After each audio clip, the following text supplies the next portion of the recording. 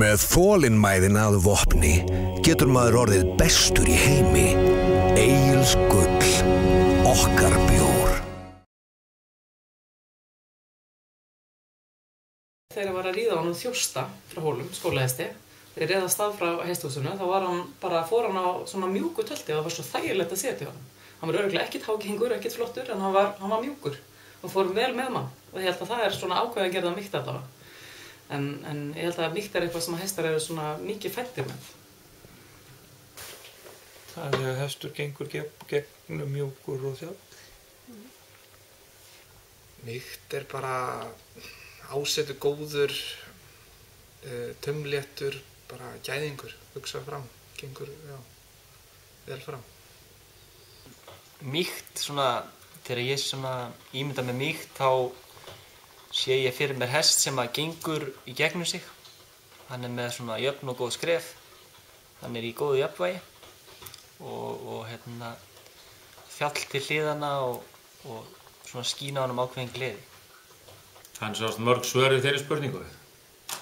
En mér finnst það helst mýkt þegar að hestur gengur svona vel í gegnum sig og taglhreyfingin er mikil. Það er svona falleg taglhreyfing. En ég hef nú ekkert meira það að segja í sjálfu sér.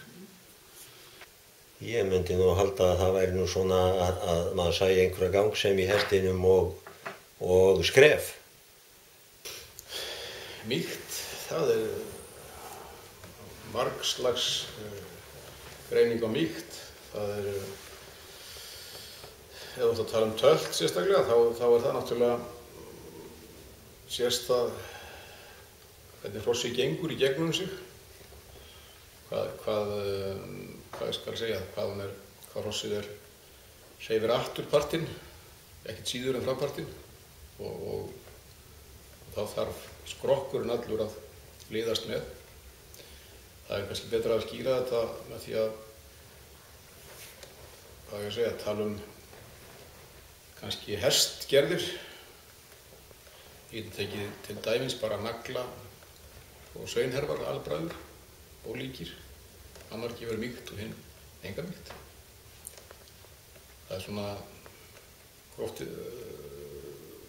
tiltekið en svona brokktöltarar sem að talaði í gamla daga, þeir flottu smartir á tímabili en menn voru svona farnir átt að segja á því að það var hundleiðilegt að ríða þeim því að þeir voru klárgengir og stirðir, klunkuðust á brokki. Svo voru til frábærlega mjúkir hestar, gegnum gengir hestar sem þarf ekkert að hafa fyrir og eru sjálfgengir, mjúkir hestar. Það geta ríkja sem vistu saman, sem hestgerðum. Mýkt finnst mér mjög svona erfitt hugtaka skilgreina og flókið. En mér finnst það svo nátengt svona mýkt í geðslagi og mýkt í skrokk. Það er svona, það getur verið mjúkur hestur en það kemur ekki fram eiginlega mýktin í honum af því að hann er ekki með nógu mjúkt geðslag. Hesturinn sé sáttur og mjúkur og gangi vel í gegnum sig. Þá er hann yfirleitt bara mjög mjúkur, mikla mýkt.